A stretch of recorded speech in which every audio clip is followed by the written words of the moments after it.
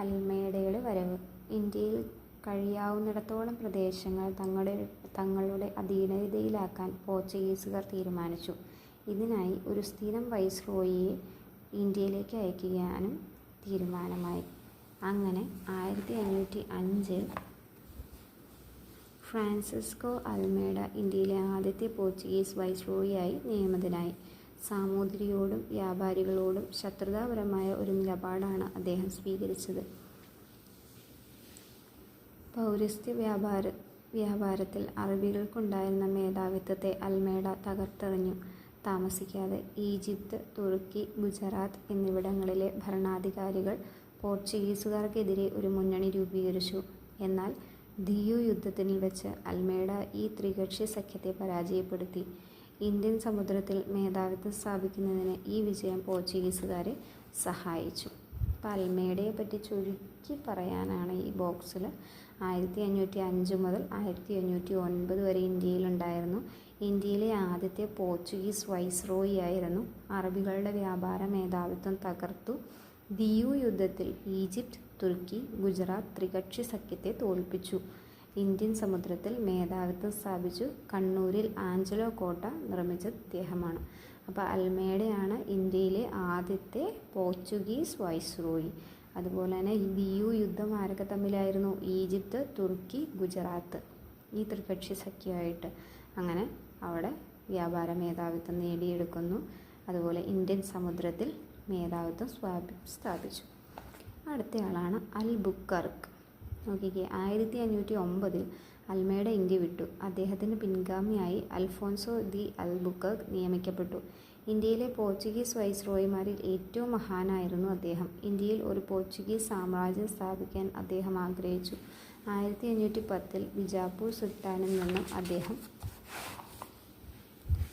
ഗോവ പിടിച്ചെടുക്കുകയും ആ പ്രദേശത്തെ ഇന്ത്യയിലെ പോർച്ചുഗീസ് പ്രദേശങ്ങളുടെ ആസ്ഥാനമാക്കുകയും ചെയ്തു. അപ്പോൾ പോർച്ചുഗീസുകാരുടെ ആസ്ഥാനമായിട്ട് ഗോവയെ അവർ തീരുമാനിച്ചു. ഗോവ അധീനതയിൽ വന്നതോടെ അറബികളുടെയും ഈജിപ്തുകാരുടെയും തുർക്കികളുടെയും നാവിക ശക്തിയെ നേരിടാനുള്ള പ്രാപ്തി പോർച്ചുഗീസുകാർക്ക് ലഭിച്ചു. 1511 അൽബുക്കർക്ക് മലാക്കയും കൈവശപ്പെടുത്തി. ഇന്തോനേഷ്യയെയും ചൈനയെയും ഇന്ത്യയുമായി ബന്ധിപ്പിക്കുന്ന പ്രധാന തുറമുഖമായിരുന്നു മലാക്ക. ഇതോടെ ഈ മേഖലയിലെ വ്യാപാരം ഏറെക്കുറെ പോർച്ചുഗീസുകാരുടെ കൈകളിലായി. സൊക്കോട്ര, ഏദൻ, ഓർമൂസ് എന്നീ പ്രദേശങ്ങളും അൽബുക്കർ കൈയടക്കി. ഓർമൂസ് അധീനതയിലായതോടെ പേർഷ്യൻ ഉൾക്കടലും ചെങ്കടലും നിയന്ത്രിക്കാൻ പോർച്ചുഗീസുകാർക്ക് കഴിഞ്ഞു. അൽബുക്കർക്കിനെ പറ്റി പറയുകയാണെങ്കിൽ ഇന്ത്യയിലെ ഏറ്റവും മഹാനായ പോർച്ചുഗീസ് വൈസ്രോയി ആയിരുന്നു. ഗോവ, മലാക്ക തുടങ്ങിയ പ്രദേശങ്ങൾ കൈവശപ്പെടുത്തി. വിജയനഗരവുമായി സൗഹാർദ്ദം സ്ഥാപിച്ചു. പോർച്ചുഗീസുകാരും ഭാരതീയരും തമ്മിലുള്ള മിശ്ര വിവാഹത്തെ പ്രോത്സാഹിപ്പിച്ചു. വിദ്യാഭ്യാസ സ്ഥാപനങ്ങൾ സ്ഥാപിച്ചു. സതി നിരോധിച്ചു. അൽബുക്കർ വിജയനഗരവുമായി സൗഹാർദ്ദ ബന്ധം പുലർത്തിയിരുന്നു. ഇന്ത്യയുടെ ഉൾപ്രദേശങ്ങളിലേക്ക് തങ്ങളുടെ ആധിപത്യം വ്യാപിപ്പിക്കാൻ ഈ ബന്ധം അവർക്ക് സഹായകമായി. അൽബുക്കർക്കിൻ്റെ സമരഫലമായി പോർച്ചുഗീസുകാർ ഇന്ത്യയിലെ ഏറ്റവും പ്രബലമായ വാണിജ്യ ശക്തിയായി മാറി. ഭാരതീയ സ്ത്രീകളെ വിവാഹം കഴിക്കാൻ അദ്ദേഹം പോർച്ചുഗീസുകാരെ പ്രേരിപ്പിച്ചു.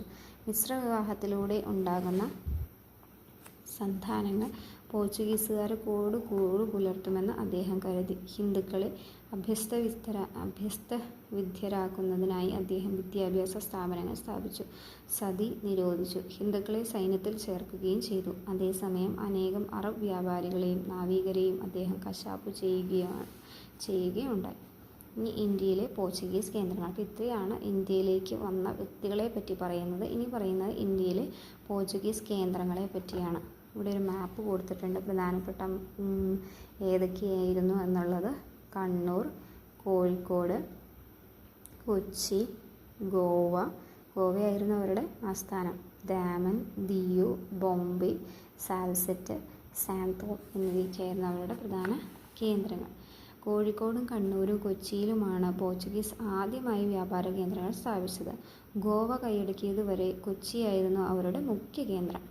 പോർച്ചുഗീസ് ഗവർണറായിരുന്ന അൽബുക്കർക്ക് 1510 ഗോവ കൈയടക്കുകയും അത് പോർച്ചുഗീസുകാരുടെ പൗരസ്ത്യ ദേശത്തെ ആസ്ഥാനമായി മാറുകയും ചെയ്തു. പിന്നീട് ദിയു, ദാമൻ, ബോംബെ, സാൽസെറ്റ്, സാന്തോം, മദ്രാസിനടുത്താണ് ഈ സാന്തോം, ഹൂഗ്ലി എന്നിവിടങ്ങളിൽ അവർ വ്യാപാര കേന്ദ്രങ്ങൾ സ്ഥാപിക്കുകയുണ്ടായി. ശ്രീലങ്കയുടെ നല്ലൊരു ഭാഗവും അവർ കൈക്കലാക്കി.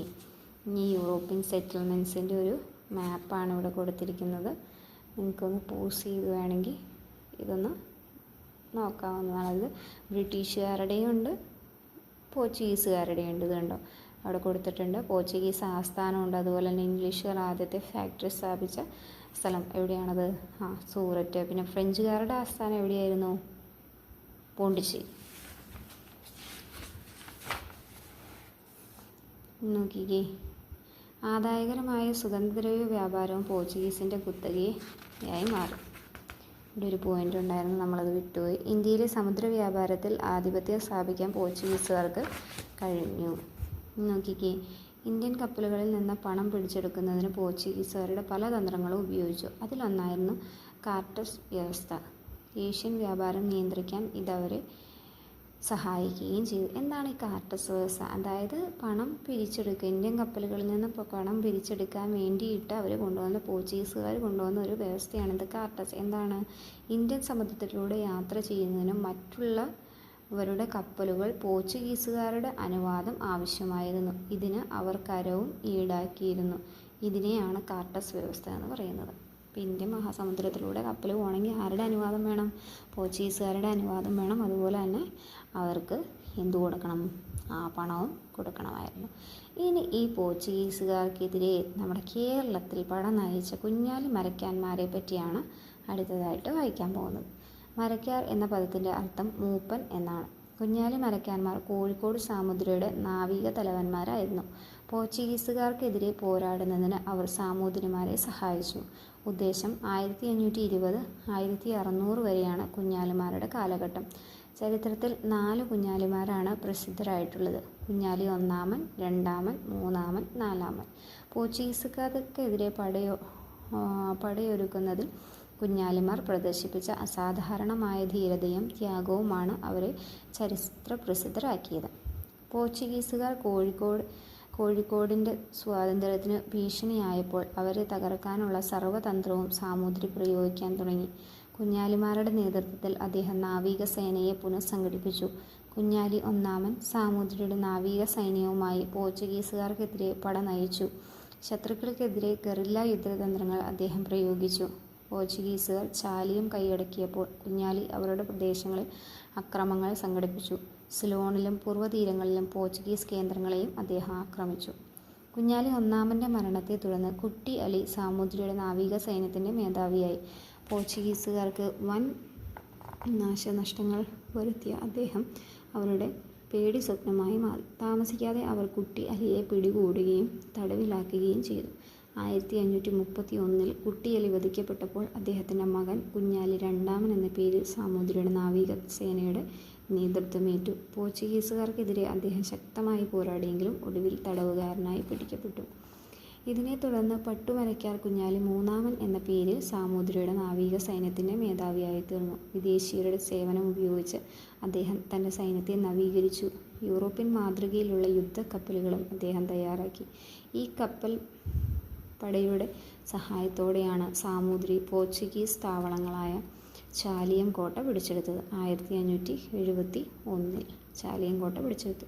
ചാലിയം കോട്ടയുടെ പതനം മലബാറിൽ പോർച്ചുഗീസുകാരുടെ നാശത്തിൻ്റെ ആരംഭമായിരുന്നു. കുഞ്ഞാലിമാരുടെ സേവനത്തെ മാനിച്ച് സാമൂതിരി അദ്ദേഹത്തിന് നിരവധി അവകാശങ്ങളും ബഹുമതികളും നൽകി. പുതുപ്പണത്ത് ഒരു കോട്ട കെട്ടാനുള്ള അവകാശവും കുഞ്ഞാലിക്ക് ലഭിച്ചു. വടകരയ്ക്കടുത്തുള്ള കോട്ടയ്ക്കലിൽ നിർമ്മിച്ച പുതുപ്പണം കോട്ട മരയ്ക്കാർ കുടുംബത്തിൻ്റെ ആസ്ഥാനമായി തീർന്നു. ഒരു ദേശവാഴിക്കുള്ള അധികാരങ്ങളും അവകാശങ്ങളും കുഞ്ഞാലിക്ക് ലഭിക്കുകയുണ്ടായി. കുഞ്ഞാലി മൂന്നാമൻ്റെ മരണത്തിന് ശേഷം അദ്ദേഹത്തിൻ്റെ അനന്തരവനായ അഹമ്മദ് കുഞ്ഞാലി നാലാമൻ എന്ന പേരിൽ മരയ്ക്കാരായി സ്ഥാനമേറ്റു. 1595 സാമൂതിരിയെയും കുഞ്ഞാലിയെയും തമ്മിൽ തെറ്റിക്കാനുള്ള പോർച്ചുഗീസുകാരുടെ ശ്രമം ഒടുവിൽ വിജയം കണ്ടു. പോർച്ചുഗീസുകാരുമായി സൗഹാർദ്ദത്തിലായ സാമൂതിരി അവർക്ക് ധാരാളം ആനുകൂല്യങ്ങൾ നൽകി. സാമൂതിരിയുടെ ഈ നടപടിയെ കുഞ്ഞാലി എതിർത്തു. മാത്രമല്ല, സാമൂതിരിയുടെ സമ്മതമില്ലാതെ പുതുപ്പണം കോട്ട അദ്ദേഹം ശക്തിപ്പെടുത്തുകയും ചെയ്തു. സാമൂതിരിയും കുഞ്ഞാലിയും തമ്മിൽ ഇടയുന്നതിന് ഇത് കാരണമായി. പോർച്ചുഗീസുകാരുമായി ഒത്തുചേർന്ന കുഞ്ഞാലിയെ നേരിടാൻ സാമൂതിരി തീരുമാനിച്ചു. 1599 സാമൂതിരിയുടെയും പോർച്ചുഗീസുകാരുടെയും സംയുക്ത സൈന്യം മരക്കാർ കോട്ട ആക്രമിച്ചു. കുഞ്ഞാലി നാലാമനെ അവർ പരാജയപ്പെടുത്തുകയും തടവുകാരനായി പിടിക്കുകയും ചെയ്തു. പോർച്ചുഗീസുകാർ കുഞ്ഞാലിയെ ഗോവയിലേക്ക് കൊണ്ടുപോയി തലയറുത്തു വച്ചു. ഇനി കുഞ്ഞാലിമാരെ പറ്റി ഇത്രയും നേരം പറഞ്ഞത് ചെറിയ ബോക്സിലാക്കി അവർ വെച്ചിട്ടുണ്ട്. 1520 മുതൽ 1600 വരെയാണ് കാലഘട്ടം. കോഴിക്കോട് സാമൂതിരിയുടെ നാവിക തലവന്മാരായിരുന്നു ഇവർ. 4 കുഞ്ഞാലിമാരാണ് എന്തായിരുന്നു. 1, 2, 3, 4. പോർച്ചുഗീസുകാർക്കെതിരെ പോരാടുന്നതിൽ കുഞ്ഞാലിമാർ സാമൂതിരിയെ സഹായിച്ചു. സാമൂതിരി പോർച്ചുഗീസുകാരിൽ നിന്ന് ചാലിയം കോട്ട പിടിച്ചെടുത്തത് കുഞ്ഞാലി മൂന്നാമൻ്റെ സഹായത്തോടെയാണ്. കുഞ്ഞാലി മൂന്നാമൻ ആരായിരുന്നു? പട്ടുമരയ്ക്കാർ. കുഞ്ഞാലി മൂന്നാമൻ കോട്ടക്കലിൽ നിർമ്മിച്ച പുതുപ്പണം കോട്ട മരയ്ക്കാർ കുടുംബത്തിൻ്റെ ആസ്ഥാനമായി തീർന്നു. പോർച്ചുഗീസുകാർ സാമൂതിരിയെയും കുഞ്ഞാലിയെയും തെറ്റിക്കാൻ ശ്രമിച്ചു. ഈ ലക്ഷ്യത്തോടെ അവർ സാമൂതിരിയുമായി സൗഹാർദ്ദം സ്ഥാപിച്ചു. സാമൂതിരിയുമായി തെറ്റിയ കുഞ്ഞാലി നാലാമൻ മരയ്ക്കാർ കോട്ട ശക്തിപ്പെടുത്തുകയും സാമൂതിരിയുടെ അധികാരത്തെ വെല്ലുവിളിക്കുകയും ചെയ്തു. ക്ഷുഭിതനായ സാമൂതിരി പോർച്ചുഗീസുകാരുമായി ചേർന്ന് കുഞ്ഞാലിയെ നേരിടുന്നു. സാമൂതിരിയുടെയും പോർച്ചുഗീസുകാരുടെയും സംയുക്ത സൈന്യം മരയ്ക്കാർ കോട്ട ആക്രമിച്ച് കുഞ്ഞാലിയെ തടവിലാക്കി. പോർച്ചുഗീസുകാർ കുഞ്ഞാലിയെ ഗോവയിൽ കൊണ്ടുപോയി വധിച്ചു.